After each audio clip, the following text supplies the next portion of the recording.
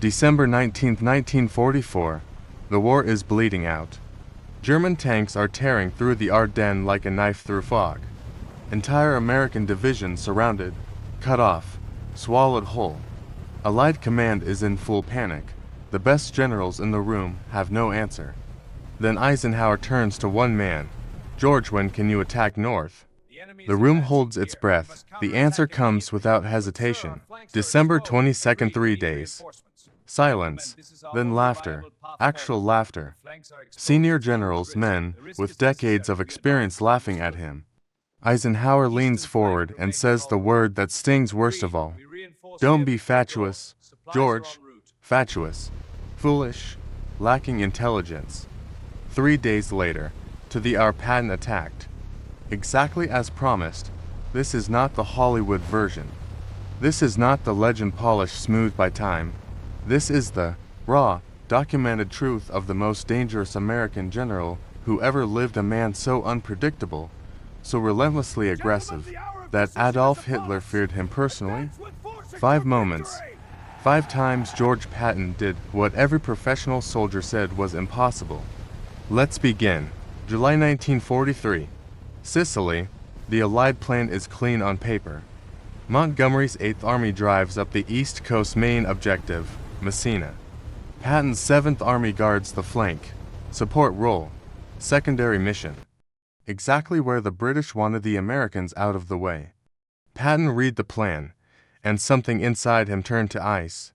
Not because it was bad strategy. It wasn't. Montgomery was Britain's celebrated general. The Americans were newer to the fight. Tactically, it made sense. But Patton didn't cross an ocean to carry someone else's bags. July 11th, the invasion launches. Montgomery's forces move north, careful and methodical, stacking firepower before every advance. Patton lands on the west coast and immediately, quietly ignores his orders. Instead of protecting Montgomery's flank, he drives his entire army straight across Sicily's interior, through mountains, across terrain British planners had called impossible for armor. His own staff pushes back. Sir, we're supposed to be supporting 8th Army. Patton's answer, we are heading to Messina. The race is on. What follows is controlled violence. Patton drives personally to the front, pushing commanders to move faster. When a division reports it needs time to consolidate, Patton relieves the commander on the spot. When another complains about supply problems, Patton tells him, I don't want excuses. I want Palermo. Days later, 7th Army reaches Palermo, a major city that wasn't even in the original plan. Montgomery is still grinding up the East Coast. Patton turns his entire army east, now racing toward Messina on a parallel route. August 17th, 10 a.m., Patton's lead units roll into Messina. He steps out of his command vehicle, straightens his uniform, and waits. Montgomery arrives hours later.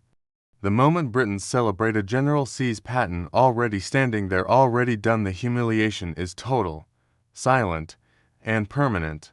Patton greets him with a grin. It was a horse race. Monty, I won.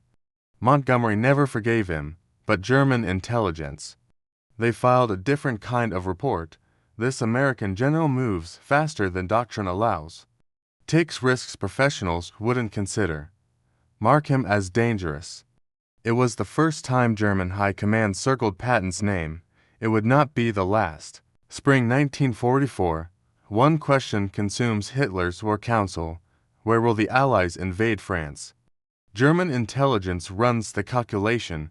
They track every Allied general, analyze troop positions, map the patterns. And the answer seems obvious. George Patton commands the 1st United States Army Group, a massive force stationed directly across from Calais, the shortest route to Germany's heart. Hitler calls his generals together. The logic is airtight. The Allies will not waste Patton on a diversion. He is their best offensive general. Where Patton is, the real invasion comes. So Hitler deploys his strongest defensive force, 15 divisions, his best men, his best armor, to Calais. And they wait. June 6, 1944, the Allies land at Normandy. Hitler isn't shaken. This is the distraction. The real blow, Patton's blow, is still coming. Days pass, weeks pass, Patton doesn't move. July 1944, the truth finally surfaces, and it is devastating. The First United States Army Group does not exist. The tanks inflatable rubber, the aircraft wooden silhouettes. The radio traffic scripted, fake, broadcast by a handful of operators running a phantom war. The entire invasion force is a ghost. Patton had commanded an army that was never there. Here is what made it genius. The Allies hadn't used Patton as a weapon. They'd used Hitler's fear of Patton as a weapon. They knew German intelligence would think strategically, would assume the Allies wouldn't waste their best general on theater. That assumption kept 15 German divisions frozen at Calais, paralyzed, waiting for an invasion that never came, while the real battle at Normandy bled Germany dry. Patton never fired a shot that spring. He didn't need to. His reputation alone pinned down more enemy forces than most generals could with a full army. August 1, 1944, the ghost becomes real. Third Army activates in France, and Hitler is about to learn what happens when Patton finally gets a real war to fight. August 1944. Allied forces have been clawing through Normandy for 2 months, progress measured not in miles, in yards. Every hedgerow a battle, every village a siege. The war feels like it is drowning in mud. Then Operation Cobra cracks the German line.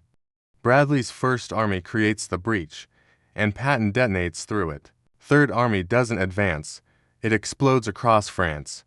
August 1st, Third Army activates near Avranches. August 10th, 200 miles into France. August 25th, Paris is liberated. September 1st, Third Army is approaching the German border. 400 miles, 3 weeks. To put that in scale, the entire Normandy campaign June through July gained roughly 50 miles. Patton gained 400 in less time. How? By throwing out every rule of conventional warfare.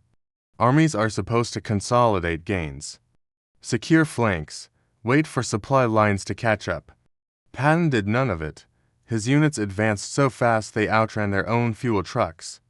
So he ordered them to capture German fuel depots instead. When that wasn't enough, he took fuel from other Allied armies without asking.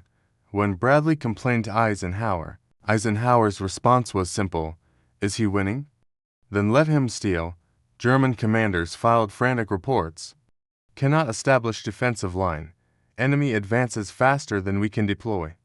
Patton's location changes daily. Cannot predict next objective. This is what broke them, not the firepower, but the unpredictability. German military doctrine was built on anticipating the enemy, calculate capabilities, predict objectives, deploy accordingly. But Patton had no pattern, no consistency, just relentless, suffocating forward movement that gave the enemy no time to breathe, no time to think, no time to react. One German division commander would later write, "Fighting Patton was like fighting weather. You knew it was coming, but you couldn't prepare for where it would strike." By late August, Third Army had liberated more French territory than every other Allied army combined. Then they ran out of fuel. For 1 month. Logistics accomplished what the entire Wehrmacht could not. But German commanders knew one thing with cold certainty. The fuel would come, and when it did, Patton would start moving again. December 16, 1944, 5:30 in the morning. Hitler launches his last gamble in the West. Hundreds of German tanks erupt through the Ardennes. American lines shatter. Entire divisions are swallowed. Bastogne is cut off. Allied command is in freefall. 3 days later, the emergency conference at Verdun. Every senior Allied commander in one room. The question hanging over all of them: who can relieve Bastogne? Nobody has a good answer. Pivoting armies through winter terrain takes weeks. Bastogne would fall before help arrived. Then Patton speaks. December 22, 3 days, 3 divisions. The room doesn't react with relief. It reacts with disbelief. Generals exchange glances. Bradley looks skeptical. Montgomery's chief of staff openly scoffs. Even Eisenhower says those words, "Don't be fatuous, George." But Patton had seen this coming. Before he ever walked into that room, he'd ordered his staff to draft 3 separate attack plans for turning Third Army north. The orders were already written. All he needed was permission. December 22nd, Third Army attacks north. Exactly on schedule, 133,000 men. Thousands of vehicles, 3 full divisions. Turned 90 degrees through ice and snow in 72 hours. Military historians still argue about how it was possible. December 26th, Third Army breaks through to Bastogne. The siege lifts. Hitler's last offensive in the West dies. Then, March 1945, the Rhine River, the final barrier before Germany's heart. Montgomery announces a massive crossing Operation Plunder. Weeks of preparation, airborne assault, full press coverage. Churchill watches from the riverbank. The night before it launches, Patton's infantry quietly slips across the Rhine at Oppenheimer.